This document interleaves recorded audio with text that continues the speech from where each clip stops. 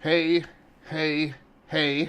What's up, everybody? This is a Gascally Statements from GearWorks.com and the E2KG Network channel on YouTube, here with another, and absolutely, I meant to say actually, unfortunately, not really unfortunately, it's just changing times, probably one of the last few episodes of E2KGn30 that we will ever record. So this is E2KGn30 episode number 47.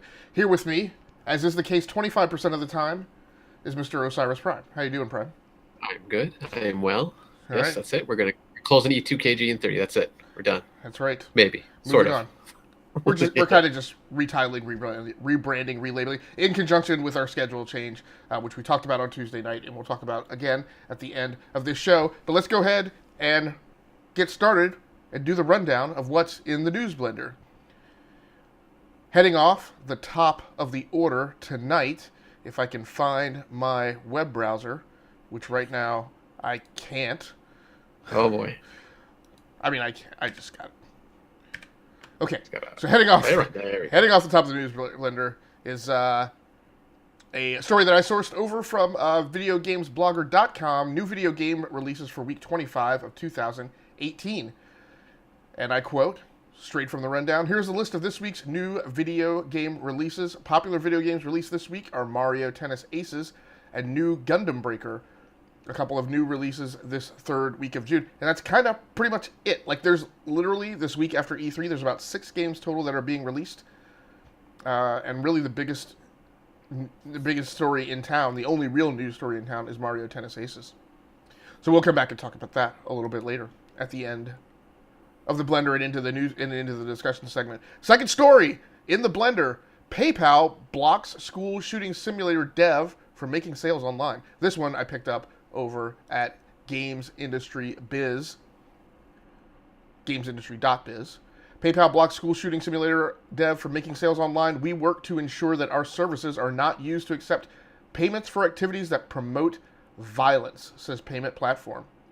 Acid Software, the developer of a school shooting simulator recently removed from Steam, will now struggle to sell its products online thanks to a move by PayPal. We'll come back and discuss that in the discussion segment. Third news story in the blender. This is a pretty popular one. Over on, actually, the PlayStation blog, so they reported this themselves. Introducing PlayStation Hits, great games at a great price. Catch up on some of the biggest PS4 experiences you might have missed, now at a new, lower price. Supposedly posted by merrily, the vice president of PlayStation marketing herself. If you missed out on some great PlayStation 4 games that came out a few years ago, we have exciting news. We're introducing PlayStation Hits, a selection of incredible PlayStation 4 games that are easy on the wallet, but hard-hitting in their entertainment value. I threw that part in myself. That's not actually in the news article. From award-winning epics to family-friendly favorites, PlayStation Hits offers an awesome lineup of games for $19.99 each on PlayStation Store and select retailers across the US and Canada, because they're trying to give GameStop a reason to continue existing, at least until they get sold. PlayStation Hits games will range in price starting at $19.99 each at participating retailers in the PlayStation Store. That's in Canada, so I may have missed that caveat. So, look, in the US, they're just going to be $19.99. Right? In Canada, they will range in price starting at $19.99, and they might be a little higher than that at particular stores. But if it gets too high, rest assured, bobblehead Funko Pop Thanos will snap his finger and make those stores disappear, like he's apparently doing with GameStop. Prime, over to you for your news stories in the blender. All right. So up first here we got IGN article. Actually, I think these are all IGN articles I got tonight. We have a new Minecraft trailer that came out today with in conjunction with the release of basically new Minecraft on the Nintendo Switch. So this is actually bringing us the crossplay in between Xbox, PC, and the mobile games. So I will talk about hopefully that a little bit later. Up next, we have Rise of the event slash battle pass slash game passes, I guess. So Rocket League and PUBG both announced this week that they're going to start doing, well, Rocket League is going to call it the Rocket Pass. PUBG is just calling it the Event Pass. But basically, this is a $10 pass that you buy, and that lets you earn stuff in the game. which I know Fortnite does now, which I didn't realize because I didn't really get into it too deep in the Xbox when I was playing. But what they call it the Battle Pass on Fortnite. So they do the same thing. So we'll talk about that a little bit more. And the more I think about it, the more I kind of don't like it. But finally, once again, IGN.com, we have Cyberpunk 2077.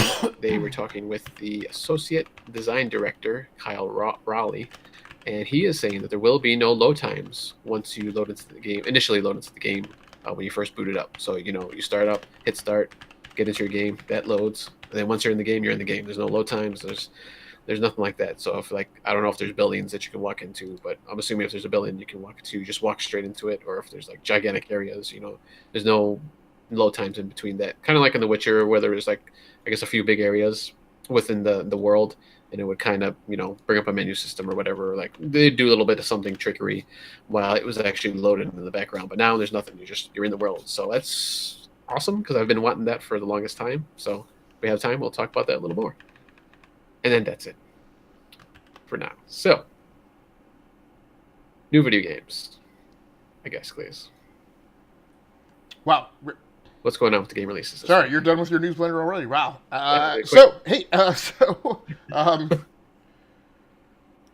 So new video game releases. Like I said, not a whole lot going on this summer. We're just coming off of that week of E3. People apparently just really didn't want to get into it.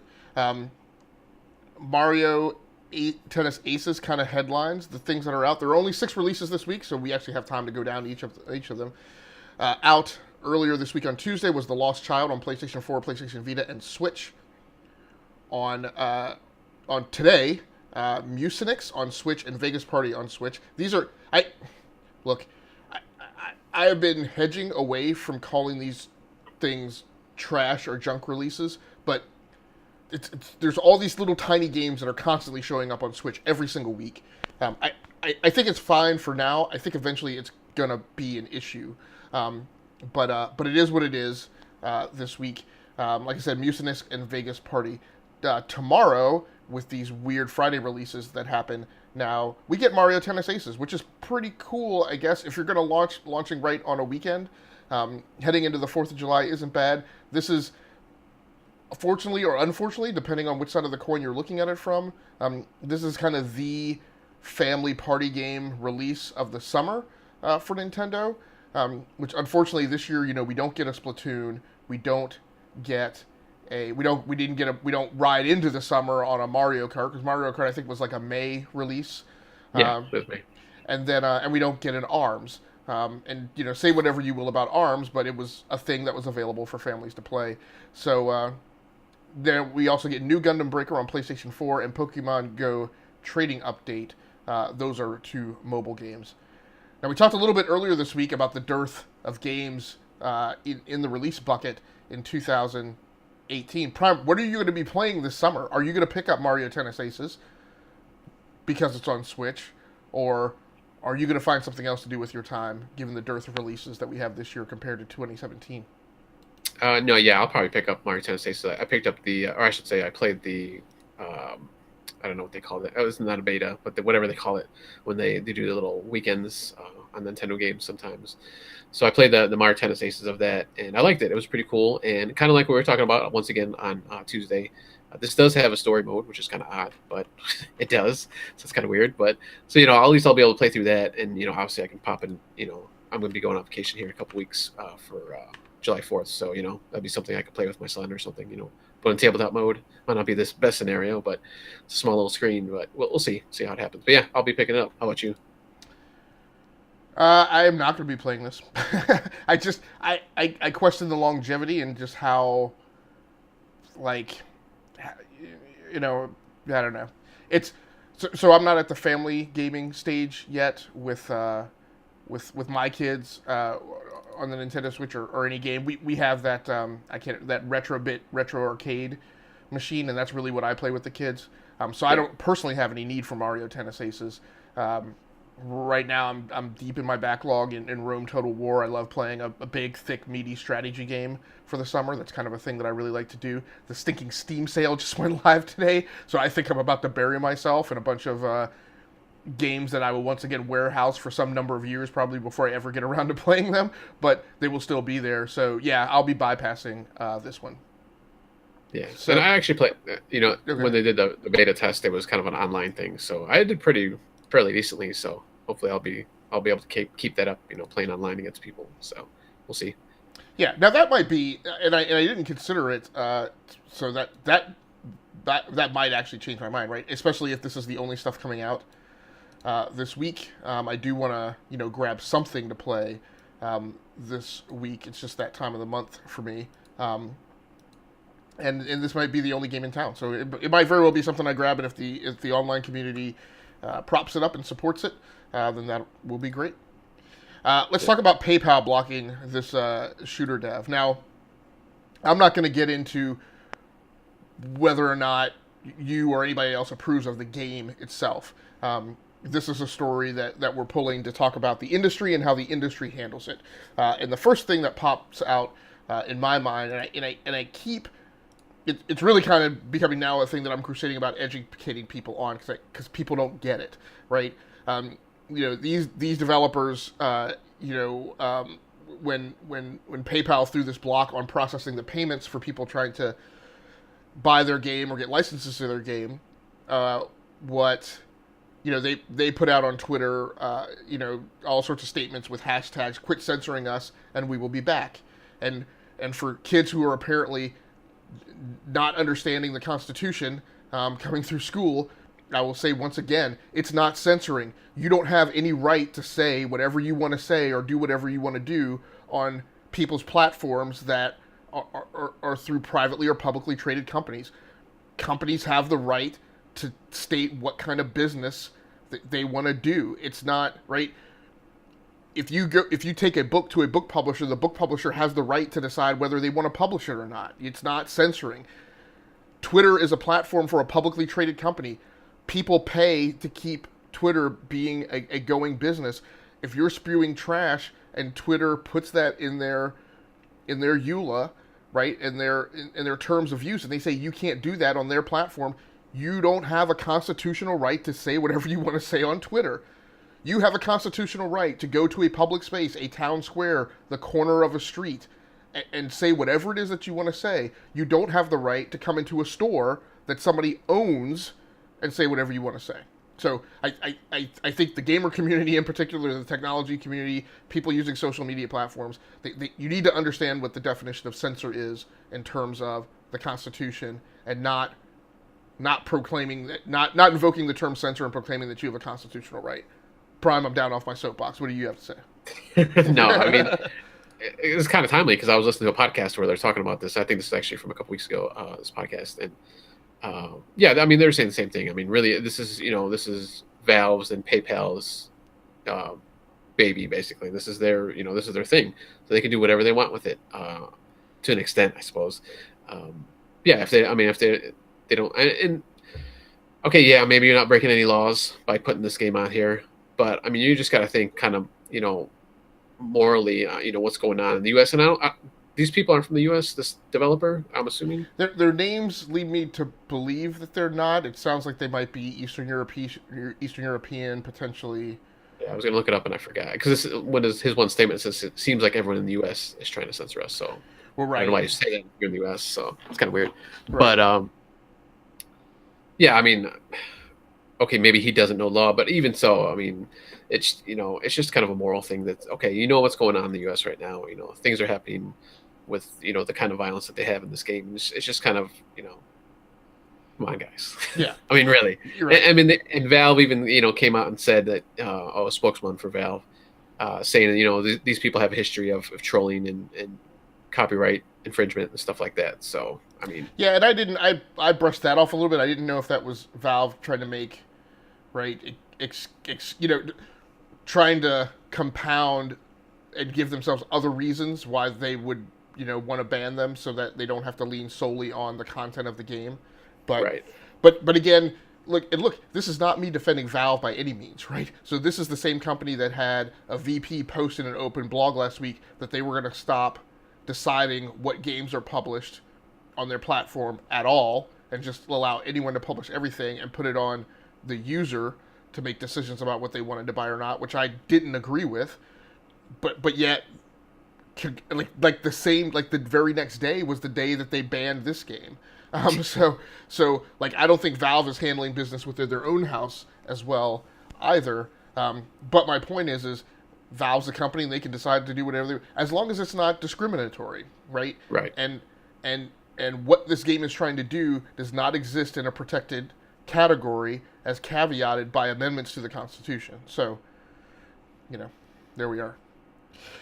PlayStation Hits. Let's talk about something positive, right?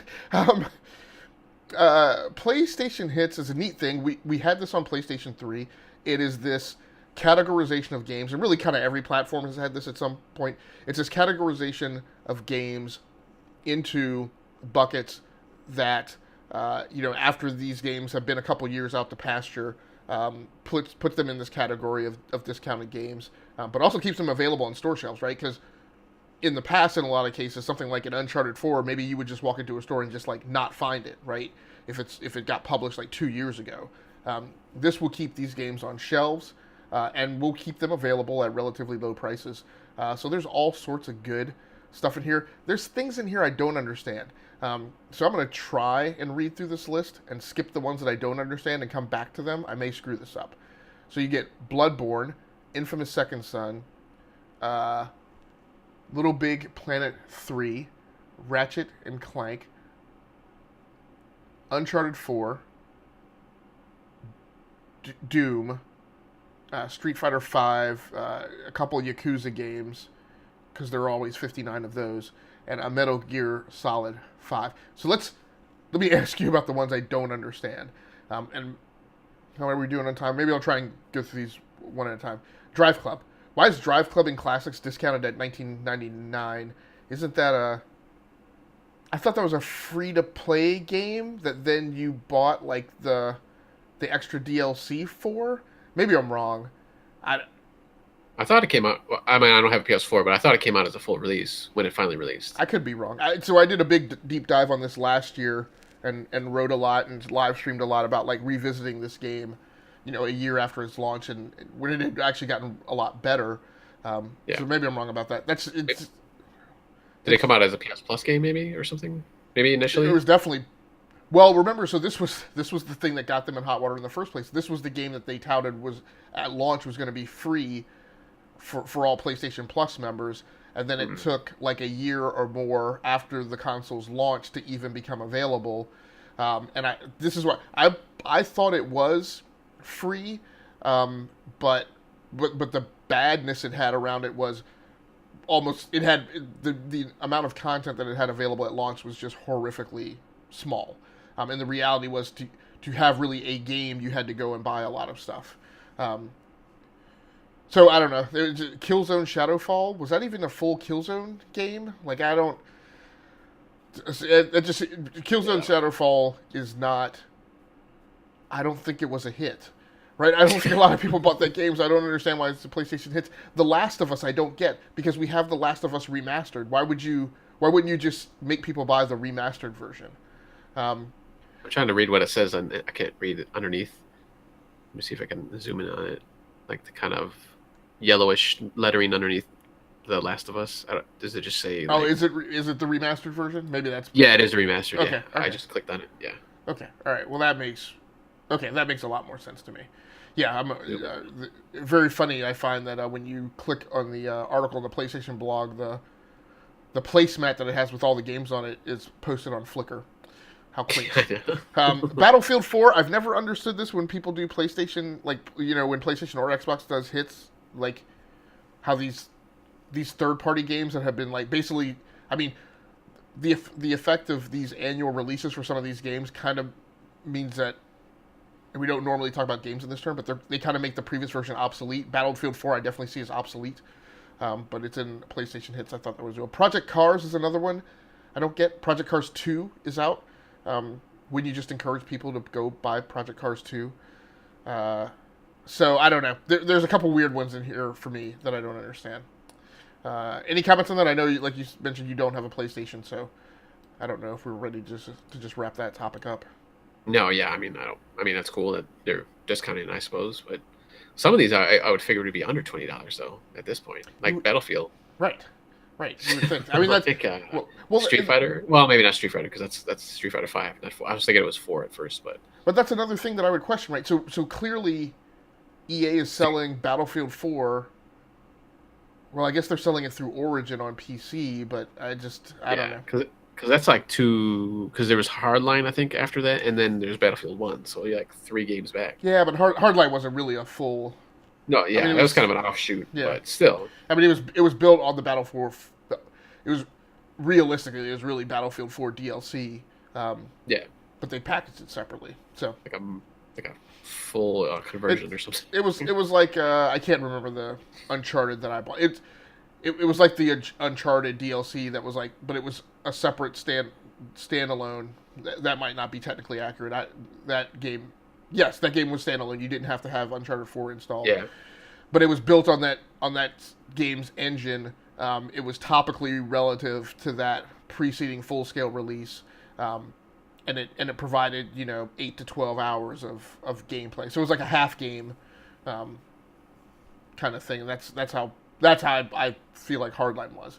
But talk to me about Minecraft crossplay, because there's a company out here that's boning this up. But there's a few other people doing it right. So let's talk about that. So for today they had released the new Minecraft edition on the Switch, which, like I said, you can do crossplay on PC, mobile devices, so Android and iOS, and Xbox. And they actually released the trailer. I don't know if you got a chance to see the trailer they have here, but you actually see a person playing, on the Switch, but mobile devices, kind of like split screen, and like they kind of switch back and forth. You see a person playing on Xbox, and you can clearly see it's an Xbox controller. And at the end of the trailer, they even have Xbox One, in whatever white lettering or something like that. So I mean, it's Xbox, so kind of a cross promotional commercial, which is kind of weird. I mean, I've never seen that before, so it's kind of cool. But one of the things actually that's kind of cool, which I just downloaded before the show. So when you initially go in there, you have to log in with a Microsoft account, which is fine. I got one of those.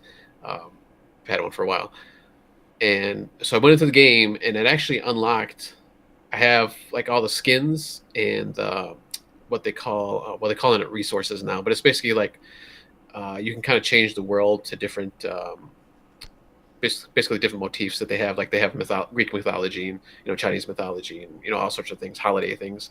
So you change the whole world to that, and that changes the world's look and like the music and how everything looks. It's depending on what you put on there. So that's all unlocked for me now, which wasn't before when I had the older Minecraft version. So that's kind of cool. I actually got all that stuff. I didn't have to pay anything more for it. So, and that was something I didn't even know about it. Like they didn't even mention anything about that. So that came to you by virtue of buying the Switch version. Yeah. So I already had this Minecraft on the Switch, so I just had to do an update. And it brought the new version over. And now I got 2 versions on there, which is kind of weird. I don't know why they just didn't like erase the other one, but yeah, it was a free update if you already had it on the Switch. So otherwise, I think it's like $25-$30, I think, normally. Okay. So it's not bad. But yeah, I thought that was pretty cool. But I named Xbox, I named PC, mobile. What's missing? Sony. Sony still doesn't want to play nice. So that's I mean, that's fine. Whatever, that's their business that they want to do. I think they came out and said, it was, they want people to play on PlayStation. They don't want people playing on anything else, which, I mean, I know they have games that are cross PC play, so I don't know why that's different, but, which is, Windows, Microsoft products. I don't get it, but whatever. And then they just keep getting blasted on social media, but hey, they just turn a blind eye. I don't know what they're doing, but I guess they don't care, or maybe they're working behind the scenes to try to get something going. Who knows? So, yeah. But and the KFGD guys said this, in a podcast I listened to, from them earlier this week, and I kind of agree. Like the crossplay stuff, I feel like is kind of up to them, right? If they don't want to play with everybody else, fine. What's criminal is what they're doing in Fortnite, and what's doubly criminal is them not addressing it. Because they put out a press release, but the press release literally said nothing. And talked about the crossplay issue, and I'm like, what you're doing in Fortnite is not crossplay, right? What you're doing in Fortnite is you are blocking and preventing people from aggregating their progress, inclusive of the experience that they've gained and the products that they've paid for on your platform, right? I'm like, and not explaining why. So I don't know. Yeah, I mean, yeah, I don't know. I don't know what to say either. I mean, I don't want to like bash them. The other thing, I guess, in this article too is they had a little kind of back and forth between Nintendo America and Xbox on Twitter, where they were just saying, "Hey, Xbox, since we can play together on Minecraft now, what do you want to build?" And they kind of just went back and forth on that. So I thought that was kind of cool. Right. Kind of neat them, going back and forth. Obviously, it's just they're social media people, but still, Right. it's kind of weird and kind of cool to see like these two companies like coming together. So, I mean, I know it's a Microsoft product and all, but still, they didn't have to they didn't have to do that. Everybody thought when they first bought Minecraft that they'd close it off and it would just be Microsoft, but hey, they went out there. They even excuse me, they even did release it on PS4. So I mean, they're still going with it. So this was a Twitter exchange between the Nintendo America and the Microsoft account. Yeah. Okay, gotcha. Yeah, and I think what's his name, Major Nelson, kind of chimed in there too. So Okay. oh, and another thing, because that's what Major Nelson had said. He's like, hey, I logged into Minecraft on the Switch and I got an achievement. So you do get Xbox achievements through this too, which is kind of cool. Yeah. So you get achievements without Nintendo even doing anything, which seems to be a case a lot lately because you got the audio or the voice talk on Fortnite, and now you got this. Yeah, So I'm still expecting them to weigh in on that after the fact, right? I hope so. I hope they do something that's a little bit more better than just that app. So Well, I mean, I'm expecting them to weigh in and talk to Epic and say like, no, right? oh, you just can't do this. Yeah. I mean, they've already did it, so I can't see them like cutting it off all of a sudden. Well, I mean, they also enabled crossplay with PlayStation for a weekend, right? But they were forced to backpedal that out. It's really weird to me that was dropped casually the day after the Fortnite Switch announcement and release. Yeah, but I mean that was an update that came like 2 days later. So I mean it's not like something they just snuck in there. So I mean it would have had to gone through. I'm assuming Nintendo's whatever they like their QA and all that, like kind of like how Microsoft does. So I'm assuming. I mean I don't think you could just like throw anything out there. I mean you can, but I mean the way the consoles work, it seems a little different than PC. And you just throwing an update out there all of a sudden. You got to go through like a QA process. No, I don't know. Well, I know Microsoft has that, but I don't know if Nintendo has that. Right. Well, I think what you're conveying though really is Microsoft has a very rigid, structured. I wouldn't quite say it's a very disciplined structure. PlayStation does not have a similar. I mean, they have a structure, but it's less, right, than Microsoft's. So maybe Nintendo's is somewhere in between or whatever. I just like I said. So let's talk about Cyberpunk before we get out of here. Yeah, Cyberpunk. Saying I want to say claiming, but they're saying that no load times once you do the initial load into the game. After you start the game up, that's it. You're in the game. I've been wanting this for like the longest time. I was hoping when Xbox One and PS4 came out that there'd be non-existent load times, or at least very minimal. Some games, okay, yeah, sometimes, but in some areas you might still get like I said before, you walk into a building and then there's a load screen. So well, and I think really what we mean is that like there's always going to be loading. We just don't want the game to pause and stop while it's doing that. Like the old Resident Evil door. Right. I mean, I think it's certainly possible. And it might be necessary, right, for them to really realize the design of the thing that they're really trying to build. I mean, I think it's cool. I guess my one concern is CD Projekt Red, and they're definitely a developer and publisher that's for the gamers, right? But they sometimes kind of do the No Man's Sky thing where they say they're going to do a thing, and then not maliciously, but just because of like the technical realities and constraints on what they're trying to build, they have to walk that back. Yeah. And they don't always. They're not always as loud about that up front, right? Yeah. So, if you want to go back further, you can say they're Peter Molyneux unit. Not that bad. No, the Peter Molyneux thing is he expresses a very highfalutin vision, and then the game that comes out is very crude. It doesn't marry up to that whatsoever. With the CD Projekt guys, it's like the big thing that people call out is that they ran, when they ran the first Witcher 3 footage for a demo at E3, it looked gorgeous, but when the game actually came out, they had to ratchet the graphic and the texture packs down a little bit. That was just a technical reality of other things they built in the game, and therefore needing that additional performance. Yeah. They had to reallocate that. That's a thing that happens in engineering and software development. Yeah.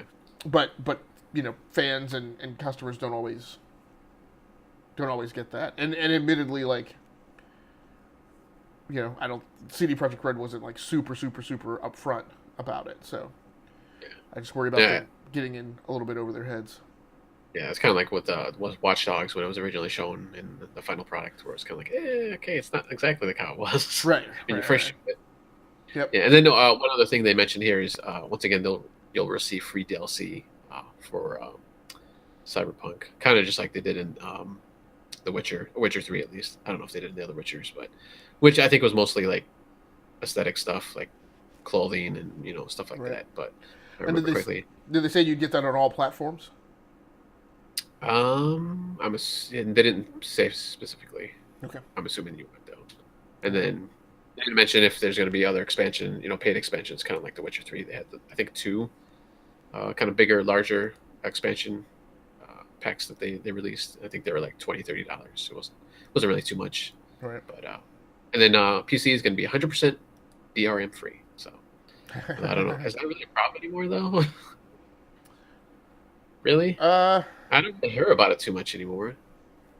I mean, I suppose I suppose you got like Steam DRM. Steam as a platform, you kind of locked into it. Right, and I think that's predominantly what's happened is people have just certain methods of DRM have just become acceptable and people don't talk about it anymore, which kind of leads to the perception that there might not be that much to it. But I just saw, over the weekend that some company or set of companies was removing some DRM framework that they had purchased and licenses to, and they were putting in some of their products that they just deprecated that code from all their products because it was, I forget if the thing was violating their privacy terms or something like that. So, but that it was actually installing as a rootkit, which is always a problem. So. Yeah, I suppose everything's going online now, anyways. Like there's always some kind of online connection, so that's kind of DRM, I suppose. Right. All right, man. Well, I don't think I have anything else for this week. Do you? Nope, that is it. I think we've hit our mark here. Yeah. So thanks so much for anybody who happened to swing by during the live stream. If I didn't say hello to you, I'm saying hello to you now. Or who happens to come back and watch the archive version of this on our channel on YouTube, E2KG. And as always, if you're a nerd and you love talking about comics and games and movies and tech and TV, you can certainly join our very small band of brothers. We wouldn't mind sisters as well, or any other, manner in which you choose to identify yourself in between. Cousins, aunts, and uncles, it doesn't matter. Right. Right. Look, just open the dialogue with us, and we'll see if you kind of line up with our desire to create family friendly content that is inclusive and that anybody can listen to. Right, we're still kind of championing that mission that Gray started us off on. That when we do these things, we want people to be able to download them and listen to them. Look, I have podcasts I listen to, Kind of Funny Games Daily. Right, I can't. And I've started that up, on the Amazon Alexa, like in the kitchen, and then the kids wake up, right, and I can't listen to it, or I can listen to it for the 5 minutes that they break away and like go brush their teeth, right, then I have to turn it off when they come back in the room. So that's not a hit on them. I'm just talking about, us trying to create content that we can distribute to anyone and everyone with no constraint. So, Prime, thank you so much for joining in tonight. I do really appreciate it. No problem. All right, and once again, on behalf of Osiris Prime and the E2KG Network, my name has been Agaskali Stamos from GearWorks.com and the Rounding Off Infinity gaming channel on YouTube. You can go check that out. That's going to do it for us tonight. We are out of here.